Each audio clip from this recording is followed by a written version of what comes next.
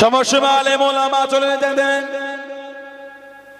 আল্লাহ পাকের ওলি ও হযরত আহমদ ইবনে হাম্বল রাহমাতুল্লাহ আলাইহি হুজুর আল্লাহ পাক আপনাকে এত বড় আলেম করে দিয়েন, এত বড় শিক্ষিত করে দিয়েন। আল্লাহ পাক আপনাকে এত বড় হাদিসের ইমাম করলেন, এত বড় তাফসীরের পণ্ডিত করলেন, এত বড় ফিকহের জ্ঞানী করলেন। আপনি কেন ইনা দরবারে বসে গেলেন? উনি তো আপনার কাছে গিয়ে বসে থাকবে, উনি তো আপনার দরবারে গিয়ে বসে থাকবে।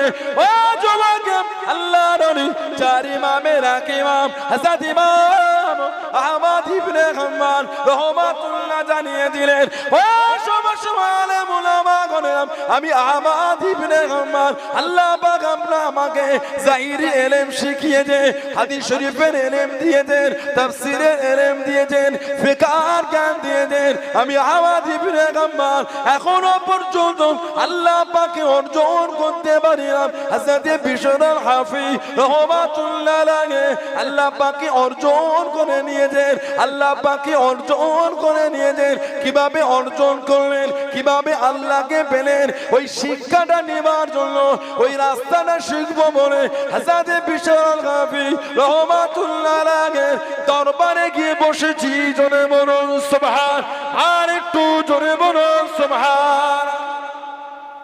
10 লক্ষ হাদিসের হাফেজ ইমামে আহমদ ইবনে হাম্বল বিশর আল হাফি হুজুরের কাছে বসতেন। কে বিশর আল হাফি? শুক্রবারে মসজিদ জুমার নামাজ পড়ে বার হয়ে গেলেন, তারা হুড়ু করে একজন লোক হুজুরকে দেখতে, এত বড় আল্লাহর ওলি, বাকি নামাজগুলো কে পড়বে?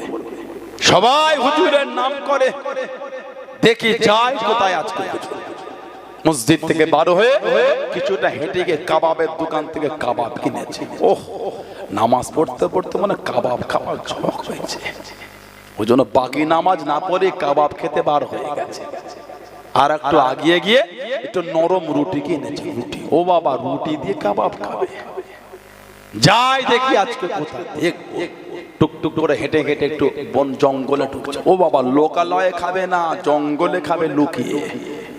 কিছুটা গিয়ে হযরত বিশর আল হাফি রাহমাতুল্লাহ একটা জীর্ণ ভগ্ন অবস্থায় বাড়ির দরওয়াজাটা খুলে ভিতরে চলে গেল। একটা যায়ীফ মানুষ, কমজোর, ওনাকে উঠিয়ে বসে এই রুটি ছিঁড়ে কাবাব দিয়ে ছিঁড়ে ছিঁড়ে হুজুর ওনাকে খাওয়াচ্ছে। বলো সুবহানাল্লাহ। আর বলছেন, শুক্রবারে আমার আসতে একটু দেরি হয়ে যায়, কিছু মনে করুন, আমি বিশারকে মাফ করে দিও, আমি তো বাকি নামাজ না পড়েই চলে এসেছি, শুক্রবার একটু দেরি হয়ে যায়। উনি জবাব দিচ্ছেন, বিশার, তুমি আমাকে 14টা বছর ধরে এইভাবে প্রতিদিন এসে খাইয়ে যাও। আজ 14 বছর হয়ে গেল প্রতিদিন আমার খেদমত এইভাবে করছো। বলো সুবহানাল্লাহ। লোকটা বাইরে দাঁড়িয়ে দাঁড়িয়ে ঝরঝর করে কাঁদছে, কি ভাবলাম আর কি হলো। 14 বছর হুজুর প্রতিদিন দিয়ে আল্লাহ পাকের ওই কমজোর বান্দাটাকে হুজুর প্রতিদিন গিয়ে খাইয়ে আসতে। বলুন সুবহানাল্লাহ। হযরত জুবাইর ইবনুল আওয়াম রাদিয়াল্লাহু তাআলা মাত্র 15 বছর বয়সে মুসলমান। যেদিন আবু বকর সিদ্দিক মুসলমান হয়েছিলেন, তার পরের দিনে গিয়ে উনি মুসলমান হয়েছে। জুবাইর ইবনুল আওয়াম রাদিয়াল্লাহু তাআলা আমাদের নবীর নিজের ফুফুতো ভাই ছিল। ওনার আম্মার নাম ছিল সাফিয়া বিনত আব্দুল মুত্তালিব, আর ওনার ফুফু ছিলেন আমাদের মা সাইয়্যিদা তাহেরা তাইয়্যিবা খাদিজা রাদিয়াল্লাহু তাআলা আনহা। জুবাইর ইবনুল আওয়াম হুজুরের নিজের ফুফু ছিল আমাদের মা, নবী পাকের স্ত্রী খাদিজাতুল কুবরা রাদিয়াল্লাহু তাআলা আনহা, যাকে স্বয়ং আল্লাহ পাক তিনি নিজে সালাম পাঠিয়েছেন। জোরে বলবেন না? আর একটু জোরে বলা গেল না? আল্লাহ নবী জাবালে নূরে চলে গেলেন। ও যুবক, আল্লাহ নবী জাবালে নূরে উঠে গেলেন। আল্লাহ নবী হেরা গুহা চলে গেলেন, যে গুহার মধ্যে সর্বপ্রথম কোরআন শরীফ নাযিল হয়ে গেল। ইকরা বিসমি রাব্বিকাল্লাযী খলাক। আল্লাহ নবী জাবালে নূরে উঠে গেলেন। আল্লাহ নবী গারে হেরা চলে গেলেন।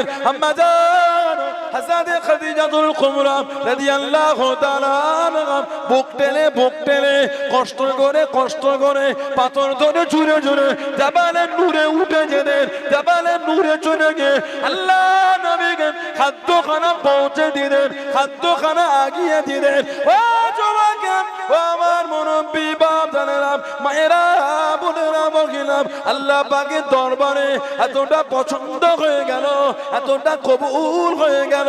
আল্লাহ পাক জানিয়ে দিলেন, আল্লাহ পাক পাঠিয়ে দিলেন, ও হযরতে জিবরাইল আমার হাবিবকে গিয়ে জানিয়ে দেন, আমার হাবিবকে গিয়ে বলে দেন, আমি আল্লাহ আমার হাবিবের স্ত্রী খাদিজাকে আমি আল্লাহ পাক সালাম খানা দিয়ে দিলাম। জোরে বলুন সুবহান, আর একটু জোরে বলুন সুবহান।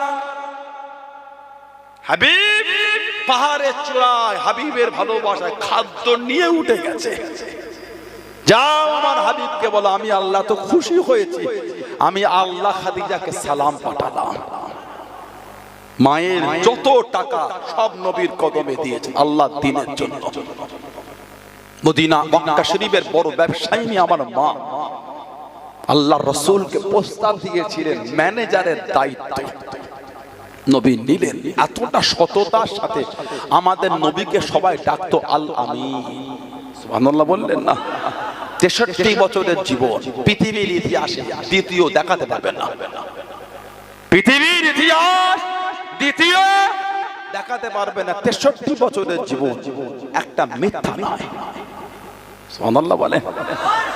টুইটার নাই, ফেসবুক নাই, হোয়াটসঅ্যাপ নাই, উইচ্যাট নাই, সোশ্যাল অ্যাকাউন্ট বলে কিচ্ছু নাই, না টেলিগ্রাম আছে, না ইনস্টাগ্রাম আছে, এভরিথিং কিচ্ছু নাই। তারপরেও গোটা পৃথিবীতে কোটি কোটি মানুষ আজও পাগল। বলুন 1500 বছর হয়ে গেল, না ফেসবুক, না ইউটিউব, না হোয়াটসঅ্যাপ, না টুইটার, না ইনস্টাগ্রাম, কিচ্ছু নাই। 1500 বছর পরও রাসূলের জন্য গোটা পৃথিবীতে কোটি কোটি মানুষ আজও পাগল। জোরে বলো, শয়ে শয়ে নয়, হাজার হাজার নয়, লাখে লাখে নয়, কোটি কোটি মানুষ। আমরা আমাদের স্টাইল দিয়ে ফটো পোস্ট করো, লাইক করছে না। কত রকম টেকনিক, বাবা রাস্তার ধারে বাইক শুইয়ে ফটো তুলেছে, কঠিন ব্যাপার। ফটো তুলতে তুলতে নদীতে নেমেই ভিজি ভিজি ফটো তুলতে হবে, ফেসবুকে পোস্ট করতেই হবে। তাদের হাত পা একটু মোটরসাইকেল ইচ্ছা করে কাচারকে ছেড়ে ছিলুক ভাইরাল হতে হবে। এত কিছু কায়দা করো, ভিউ হচ্ছে না, লাইকই পড়ে না, ঠিক না? দুবাই চলে গেল, বুর্জ খলিফার সামনে, বুর্জ আল আরাবের সামনে দাঁড়িয়ে ফটো তুলেছি স্টাইল দিয়ে। মালয়েশিয়া টুইন টাওয়ার সামনে দাঁড়িয়ে ফটো তুলছে, তুলে ফেসবুকের ডিপি করেছে না কি সব বলে দিয়ে দিল। তারপরও লাইক পড়েছে না, আর জানার কিচ্ছু না। তারপরও গোটা পৃথিবীতে কোটি কোটি মানুষ পাগল। মুহাম্মদ আল আমিন, জোরে বলুন সুবহানাল্লাহ সাল্লাল্লাহু আলাইহি ওয়াসাল্লাম। 63 বছরের জীবনে মিথ্যা বলে কিছু নাই। নবী শাসন আমলে থানা ছিল না, পুলিশ ছিল না, প্রশাসন ছিল না, কিচ্ছু নাই। চোর বলে জিনিসই নাই, বিচার করার জন্য পুলিশ লাগে না। সুবহানাল্লাহ। একটাই রাজত্ব, ওটা হলো আমার রাসূলের শাসন আমল। বলুন সুবহানাল্লাহ। সোনালী জীবন, আল্লাহু আকবার। মা খাদিজাতুল কুবরা রাদিয়াল্লাহু তাআলা আনহা 40 বছর বয়স আমাদের নবীকে বিয়ের প্রস্তাব দিলেন। আল্লাহর রাসূল মায়ের সাথে বিবাহ জীবনে আবদ্ধ হলেন, দাম্পত্য জীবন গড়লেন। সব অর্থ নবীর কদমে দ্বীনের জন্য দিলেন। আল্লাহর নবী বললেন, খাদিজা রাদিয়াল্লাহু তাআলা আনহা, তোমার সবই মাল তো আমার জন্যই, আমার কথাই দিয়ে দিলে। কষ্ট হয় ইয়া রাসূলুল্লাহ, খাদিজাকে আপনি লজ্জা দেবেন না। আল্লাহ যদি আমাকে আরো মাল দিতেন, আমি ওটাও আপনার কথাই আল্লাহ দ্বীনের জন্যই বিলীন করে দিতাম। সাইয়্যিদা তাহেরা তাইয়্যিবা, স্বয়ং আল্লাহ আমার মাকে সালাম দিয়েছেন। নবীর যত আওলাদ সব মা খাদিজা রাদিয়াল্লাহু তাআলা আনহা থেকে যত আওলাদ আমার নবীর ছেলে আর মেয়ে যা এসেছে, খালি একজন আমার নবীর আওলাদ হযরত ইব্রাহিম রাদিয়াল্লাহু তাআলা আনহু, খালি উনি এসেছেন হযরতে মা মারিয়া কিফতি রাদিয়াল্লাহু তাআলা আনহা থেকে। বাকি নবীর যত ছেলে মেয়ে সব মা খাদিজা রাদিয়াল্লাহু তাআলা আনহা থেকে। জুবাইর ইবনুল আওয়াম ওনার নিজের ফুফু ছিল। আল্লাহর রাসূল বলেছেন, জুবাইর তোমার ভঙ্গিমায় তোমার ভঙ্গিমায় তোমার ভঙ্গিমায় আল্লাহ পাকের ফেরেশতারা নাজিল হয়েছে, তোমাকে ফলো করে ফেরেশতা এসেছে। জোরে বলবেন না? আর জোরে বলা গেল না? আল্লাহ নবী ইসলামের প্রথম যুদ্ধে চলে গেলেন। ও যুবকেরা, ও আমার মুরব্বি বাপ দাদা মায়েরা বোনেরা মহিলা, আল্লাহ নবী ইসলামের প্রথম যুদ্ধে বার হয়ে গেলেন। আল্লাহ নবী দ্বিতীয় হিজরিতে চলে গেলেন, বদরের যুদ্ধে চলে গেলেন। আল্লাহ নবী 313 জন সাহাবাকে নিলেন। মাত্র দুটি ঘোড়া, মাত্র দুটি ঘোড়া, একটা ঘোড়া বিনে হযরত জুবাইর ইবনুল আওয়াম রাদিয়াল্লাহু তাআলা আনহু হলদে পাগড়ি পরে বসে গেলেন। হলদে পাগড়ি পরে যুদ্ধ করেন, যুদ্ধখানা চালিয়ে যায়, যুদ্ধখানা করে যায়। ও যুবক, আল্লাহ নবী জানিয়ে দিলেন, আল্লাহ নবী শুনিয়ে দিলেন, ও বাবা জুবাইর রাদিয়াল্লাহু তাআলা আনহু হলদে পাগড়ি পরে জমাওয়া, হলদে পাগড়ি মাথায় দিয়ে জমাওয়া আল্লাহ পাকের দরবারে এতটা পছন্দ হয়ে গিয়েছে, এতটা কবুল হয়ে গিয়েছে। ও বাবা জুবাইর, আল্লাহ রাব্বুল আলামিন বদরের জমিনে ততজন ফেরেশতা পাঠিয়ে দেন, সবার মাথায় হলদে পাগড়ি পরে এসেছে। জোরে বলুন সুবহান, আর একটু জোরে বলুন সুবহান।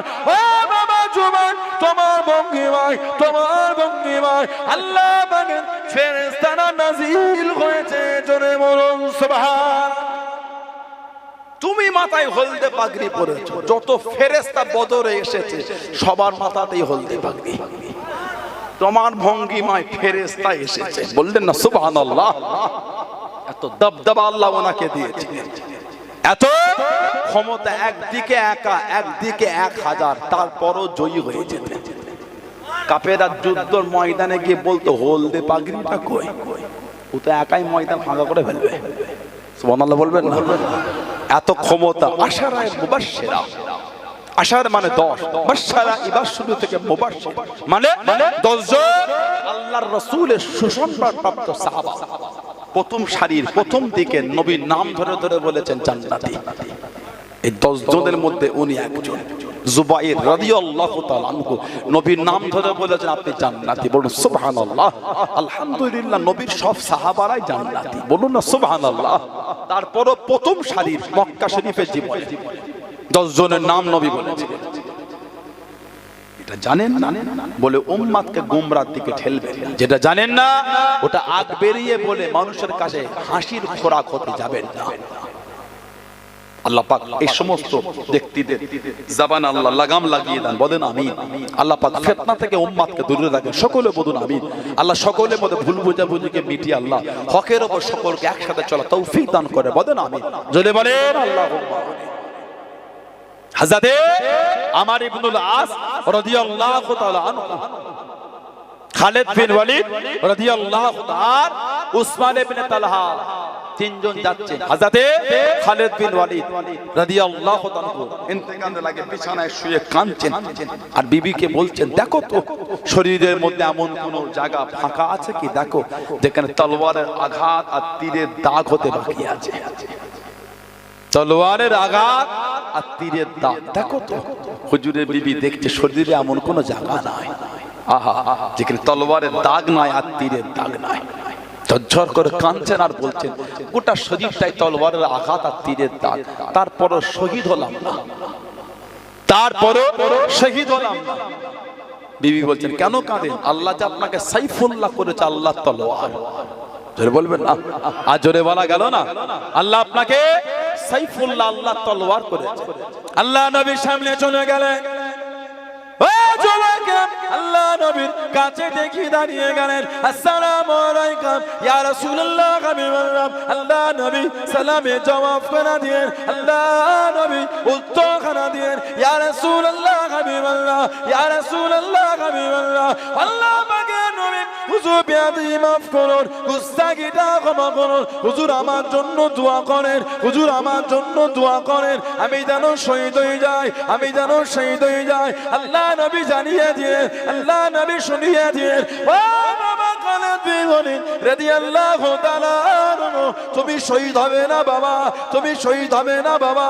ইয়া রাসূলুল্লাহ হাবিবাল্লাহ হুজুর বিয়াদি মাফ করুন, অমুক সাহাবীকে জানিয়ে দিয়েন বাবা তুমি শহীদ হবে, অমুক সাহাবীকে বলে দিয়েন বাবা তুমি শহীদ হবে।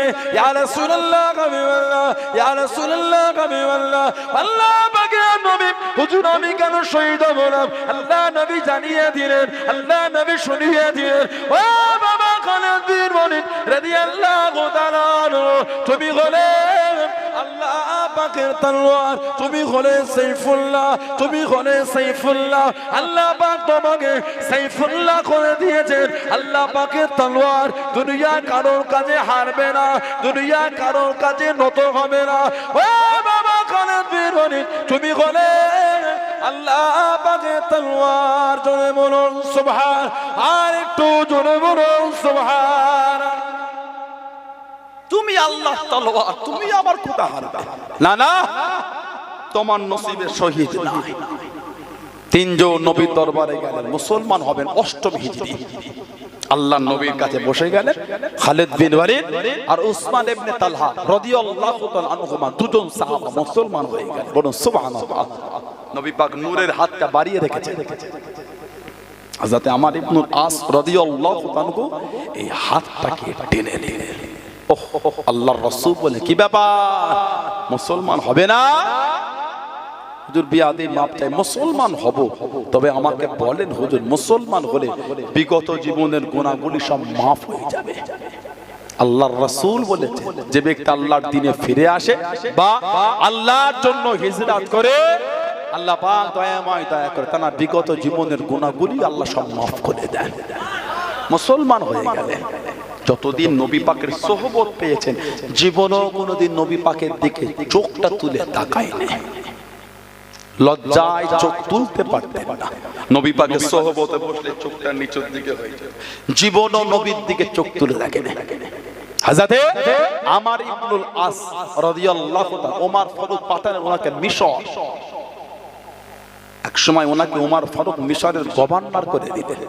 গভর্নর ওনার আওলাদ একজন গরিবের আওলাদকে ডেকে বললেন চলো দুজন মিলে ঘোড়ার রেস্ট খেলবো। ঘোড়া রেস, দুজনে ছুটছে, গরিবের ছেলে জয়ী হয়ে গেল।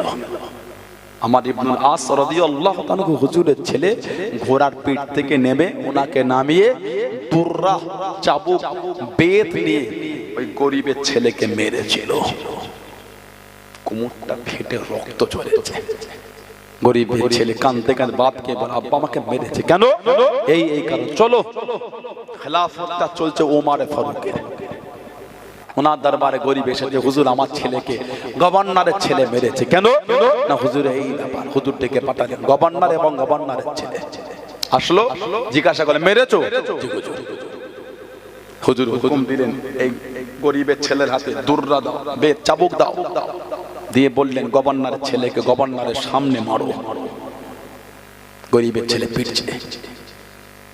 গাসানে বাদশাহ মুসলমান গাসসান কাবা শরীফ তওয়াফ করছে বড় জুব্বা পরে পা পর্যন্ত। একটা গরিব মানুষ পিছনে যাচ্ছিল, জুব্বাটা লুটায়, এই পাটা জুব্বালাটা কোণে পড়েছে। গাসানে বাদশাহ ঘুরে টেনে একটা চড় মেরে দিয়েছে। দেশের বাদশাহ গাসানে বাদশাহ গরিব এই চটটাকে ফারুক আজমের দরবারে বিচার, হুজুর গাসানে বাদশাহ আমাকে চড় মেরেছে কাবা শরীফ তওয়াফ অবস্থায়। ডেকে পাঠাই চড় মেরেছে? কেন? হুজুর আমার জুব্বায় পা পড়েছে। আপনি বড় জুব্বা পরে এই ভিড়ের মধ্যে তওয়াফ করছেন, আপনার জুব্বাটা তো আপনি সামলাবেন। কেমন জুব্বা পরেছেন? নিচে লুটোচ্ছে লোকের পা পড়ে যায়। মাপ চান, মাপ চান, ওনার থেকে ক্ষমা চান। উনি যদি মাফ করে রেহাই, যদি আজকে রাতের মধ্যে মাপ না চাইতে পারে, আগামীকাল সকালে সবার সামনে ওই গরিব গাসানে বাদশাকে বলছে আপনার গালে চড় মারবে। কি বিচার সাহাবাদের! হযরতে ওমর ফারুক বলছে গরিবের ছেলেকে মারো, গভর্নরের ছেলেকে মেরেছে, গভর্নরের শরীর থেকে জামা দামি জামা খুলে দাও। হুজুর উনি তো গভর্নর, ওনার তো দোষ নাই, ছেলে দোষ। না না, আগামী দিন কোন এরকম দায়িত্বপ্রাপ্ত লোকের ছেলের মনে চিন্তা না হয় আমার বাপ দায়িত্ব আছে বলে আমার 7 গুণ মা ওর সামনে ওর বাপের শরীর থেকে দামি জামাটা পোশাকটা খুলে দাও। সে আমর ইবনুল আস রাদিয়াল্লাহু তাআলা 15 হিজরিতে বাইতুল মুকাদ্দাস এই খ্রিস্টানদের কাছ থেকে ছিনিয়ে ওমর ফারুকের হাতে উঠিয়েছিলেন। জোরে বলুন সুবহানাল্লাহ। 3500 সৈন্য নিয়ে মিশরে গেছেন, বর্ডারে গিয়ে চিঠি লিখছেন, হুজুর এদের সৈন্য অনেক, আরো কিছু পাঠান। ওমর ফারুক আরো 4000 সৈন্য পাঠিয়েছেন। চিঠিতে লিখেছেন প্রত্যেক 1000-এর সাথে এক একজনকে দিলাম যে এক একজন আরো 1000-এর সঙ্গে লড়ার ক্ষমতা রাখে। এই 4 জনের মধ্যে একজন ছিলেন হযরত আমর ইবনুল আস, হযরত জুবাইর ইবনুল আওয়াম রাদিয়াল্লাহু তাআলা, যিনি ওই যুদ্ধে 1000-এর অধিক মানুষের সঙ্গে একা লড়াই করেছিলেন। জোরে বলা গেল না? আর জোরে বলা গেল না? হুজুর আমার মক্কা শরীফে আছেন, ও যুবকেরা কানেতে আওয়াজ এসে গেল, আল্লাহ নবীকে ধরে নিয়ে চলে গিয়েছে, আল্লাহ নবীকে শহীদ করে দেবে, আল্লাহ নবীকে জানে মেরে দেবে। আল্লাহ রাসূলের সাহাবী হযরত জুবাইর ইবনে আওয়াম রাদিয়াল্লাহু তাআলা দেওয়ানা হয়ে গেলেন, পাগল হয়ে গেলেন, বিট্টেনে একটা উঁচু জায়গায় দাঁড়িয়ে গেলেন, আল্লাহ নবী ডাক দিয়ে দিলেন, আল্লাহ নবী ডেকে নিলেন, ও বাবা সুবহান রাদিয়াল্লাহু তাআলা, এত চিন্তিত কেন বাবা, এত পেরেশান কেন বাবা? ইয়া রাসূলুল্লাহ হাবিবাল্লাহ, ইয়া রাসূলুল্লাহ হাবিবাল্লাহ, কানেতে আওয়াজ এসে গেল, কানেতে শব্দ এসে গেল, আপনাকে ধরে নিয়ে চলে গিয়েছে, শহীদ করে দেবে, জানে মেরে দেবে। আমি জুবাইর সহ্য করতে পারলাম না, তলোয়ারটা বার করে নিয়ে আপনার জন্য বার হয়ে গেলাম, আল্লাহ নবী জানিয়ে দিলেন, আল্লাহ নবী শুনিয়ে দিলেন, ও বাবা সামারাম, আমি নবী আমার জুবাইর ইসলামের মধ্যে সর্বপ্রথম তলোয়ার উত্তোলনকারী। জনে বলুন সুবহান, আর একটু জনে বলুন সুবহান। আল্লাহ নবী জানিয়ে দিলেন, আল্লাহ নবী শুনিয়ে দিলেন, ও বাবা সুবহান, তুমি হলে ইসলামের মধ্যে সর্বপ্রথম তলোয়ার উত্তোলনকারী। তোমার আগে ইসলামের মধ্যে তলোয়ার কেউ তুলতে পারে না, তুমি হলে ইসলামের মধ্যে সর্বপ্রথম তলোয়ার উত্তোলনকারী। জনে বলুন সুবহান, আর একটু জনে বলুন সুবহান। তুমি হলে প্রথম যে দিনে তলোয়ার উঠিয়েছে। ইসলামের সর্বপ্রথম প্রকাশ্য তলোয়ার তুলেছিলেন জুবাইর ইবনুল আওয়াম রাদিয়াল্লাহু তাআলা আনহু। জোরে বলবেন না? উনার আগে কেউ তলোয়ার তুলতে পারে না। দ্বীনের জন্য যে খেদমত, আল্লাহু আকবার। 3 জন সাহাবা প্রকাশ্য কাফেরদের বলে, এই তোদের ক্ষমতা থাকলে আমাদের বাঁধা দিয়ে দেখাবি, আটকাবি। তোদের সামনে বলছে মক্কা শরীফ থেকে হিজরত করে মদিনা শরীফে যাব, পারলে একটু বাঁধা দিয়ে দেখবে। 3 জন, একজন সাইয়্যিদুনা সাইয়্যিদুশ শুহাদা, আমার নবী পাকের চাচা হযরত আমির হামজা রাদিয়াল্লাহু তাআলা, যিনি উহুদের যুদ্ধে শহীদ হয়েছিলেন। আমির হামজা রাদিয়াল্লাহু তাআলা, নবী বলেছেন যে আমার চাচার কবরের কাছে দাঁড়িয়ে সালাম দেবে, কবরটা জিয়ারত করবে, আমার চাচা কিয়ামত পর্যন্ত তার জন্য আল্লাহ পাকের দরবারে দোয়াটা চাইতে থাকবে। জোরে বলা গেল না? হযরতে আমির হামজা। 2 নম্বর হযরতে ওমর রাদিয়াল্লাহু তাআলা আনহু। আল্লাহ নবী জানার সামনে বলেছেন, লাউ কানা নবিয়ুন বাদি লাকানা ওমর। আল্লাহ যদি আমার পরে কাউকে নবী করতেন, আল্লাহ আমার ওমর ফারুককেই নবী করতেন। তারপরেই বলেছেন, আনা খাতামান নবী ইল্লা নবিয়্যা বাদি।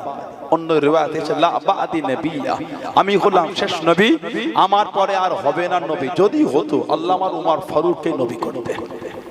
অন্য নবীদের পরে নবী, আমাদের নবী আখেরি নবী। অন্য নবীদের নবুয়াতের পরে নবুয়াত, আমার নবী হচ্ছেন খতমে নবুয়াত। জোরে বলো। তারপরেও আমাদের ভারতবর্ষের পাঞ্জাব বলে একটা রাজ্য আছে, এই পাঞ্জাব রাজ্যে কাদিয়ান বলে একটা জায়গা আছে। কাদিয়ান একটা কাফের